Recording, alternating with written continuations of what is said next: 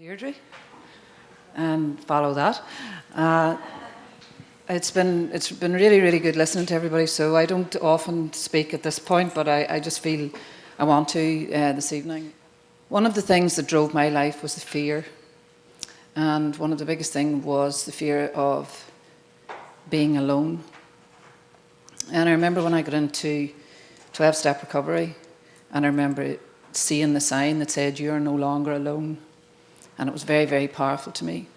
And it's become a passion in my life that I love to. I know it's projection, but when I start to work with the client in the session, it's one of the things that I like to say, it's over.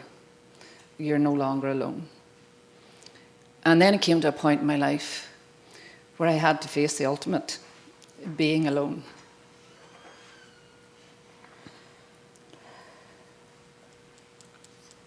Because, I felt like I was looking at death. And I thought, oh God, I have to do this alone. And that's the scariest part about living. Any trauma that comes, the scariest part for me is the dying. I had to look at it and think, oh my God, I'm going to have to do this alone. And there's a very dear friend who's a practitioner. And she stepped into my life. And she took that fear away because she showed me a new perspective, that I didn't need to fear being alone, that I wasn't alone. And she helped me to look at death.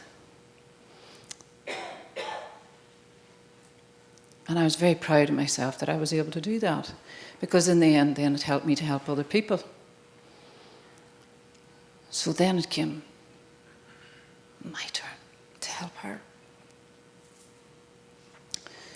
because it was reversed and she was looking at death. So I spent time with her and it was absolutely phenomenal. We were both able to talk about death, and her biggest fear was that she was going to die without ever having her music played. She said, my biggest fear is that I'm going to die and I didn't get to play my music. So we sat and we spent an afternoon discussing how exactly she had played lots of music in her life.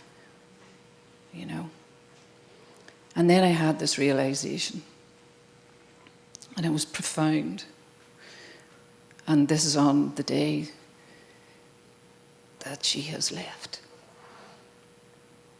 And I realized that just because you have to do something by yourself doesn't mean to say you have to be alone. You can never be alone. You will never be alone again once you have the awakening that you have in this room. Now, you may have to do things by yourself, and you may have to die by yourself. In fact, I'm pretty sure you're going to have to die by yourself. But you don't have to do it alone, because there'll always, always, always be someone with you. And we don't have to be physically together to be spiritually together. And I never would have got that if it hadn't been for you, Robert. I never, ever, for all the searching and all the trying and all the lists of, and all the places that I've been to and everything that every meeting I ever went to. Now, I do know that every single step brought me to today. I do know that, and I thank every single person who was at every single meeting that I ever went to, who was at every single workshop that I ever tried. Every single step brought me to today. But nothing has ever done for me what FasterEFT has done for me. Nothing. Where I can sit today and know and honour and mark the transition of our dearest friend, and knowing that it's okay, that you can just tap. And if you don't physically tap, you can mentally tap, because no one, no matter what happens, no one can ever take this inside away from you. And that's what FasterEFT has given me.